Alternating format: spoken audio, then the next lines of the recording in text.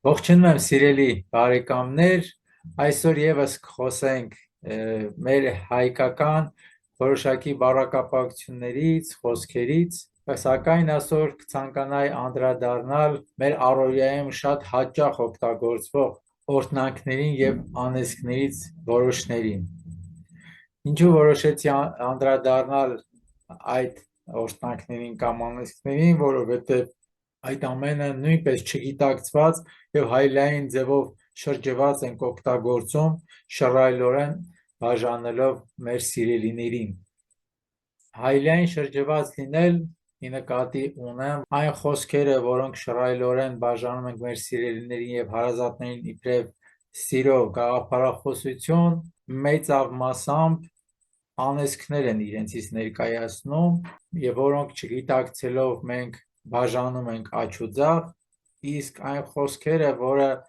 ծիծաղ կարող են առաջացնել կամ հնարավորինս վիրավորանք, ավելի իրենցից օրհնություն են ճառագում, իսկ օրինակները հիմա կբերեմ, օրինակներից մեկն է ցավը տանեմ, մատաղդ լինեմ, մեռնեմ քեզ եւ նմանատիպ խոսքեր, որոնց հիմքում ամենուր ցավ եւ մահն է տարածված։ Տպավորություն է նաև, որ մենք պատրաստ ենք դիմացինի համար զոհաբերվել, սակայն դրանից առաջ շատ կարևորում եմ, որ պատրաստ լինենք առաջին հերթին ապրել մեր սիրած մարդկանց համար կայուն եւ առողջ ձևով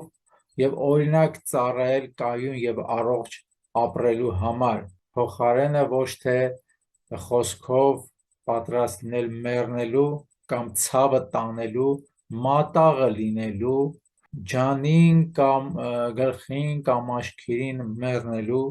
Կարծում եմ բոլորդ, եթե գիտակցաբար եք ասում, հասկանում եք այդ խոսքերի ծանրությունը, իսկ խոսքերը ունեն իրենց մեջ էներգիա,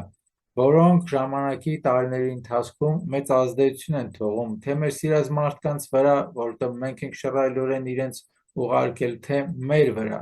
Եվ ունենք հակառակը, երբ ցանկություն ունենք մեր զարմանքը արտահայտելու դիմացինի անխելք գործողության եւ նուրբ ձևով ցանկանում ենք որոշակի առումով վիրավորել, ասում ենք վայ քո տունը շեն, բայց իրականում վայ քո տունը շեն ասելը դա տան շինություն կամ տունը շեն մնալու մաղթանք է։ Այնպես որ այդ մի քանի օրինակները կարծում եմ հիմք կդառնան մնացած չթվարկած խոսքերը ավելի շիտակ արտահայտելու համար եւ ճիշտ տեղում։ Այնինչ մեռնեմ քեզ խոսքի փոխարեն կարելի է ասել ապրեմ քո համար։ Նաև ուշադրություն դարձնենք, որ շատ անգամ ծիծաղ են առաջացնում այն խոսքերը, երբ բարևին ի պատասխան մենք ստանում ենք դիմացինից բարև մարդ Աստծո խոսքը, որը շատերիս մոտ տպավորություն է առաջացնում, թե այս շատ գրական խոսացողնով է, սակայն գրական խոսելու կամ բարբառային խոսելու հետ ամենևին կապ չունի, որովհետև բարև մարդ Աստծո խոսքը կամ նմանատիպ օրհնություններ, դրանք իրոք մեծ էներգիա պարունակող խոսքեր են, որոնք նույնիսկ ինքներս պետք է օրինակ վերցնելով փորձենք օգտագործել։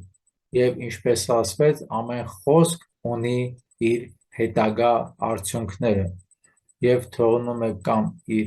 թողնում է իր համապատասխան հետքը մեր ընթանալիք ճանապարհի վրա։ Կարևորեցի այս մասին խոսել, քանզի մենք առօրյայում շփումների ժամանակ հիմնականում օգտագործում ենք նման խոսքեր, նման գաղափարներ, որոնք եւս խորհրդանիշների մի մաս են եւ ընդհանրապես ինքնաճանաչման ճանապարհին շատ կարևոր է որ սովորել եւ պետք է գիտակցել, որ ինչ որ մեզ փոխանցվել է, սակայն շրջված է հասել մեզ, մենք պետք է շտկած փոխանցենք մեր սերունդին։ Այնպես որ առաջարկում եմ այդ ամենի փոխարեն գնալ դեպի աճը, արձանագրելու, գնալ դեպի ծաղկոնք եւ մեր ապագան տանել դեպի բարձրունք։ Այնպես որ սիրելի բարեկամներ,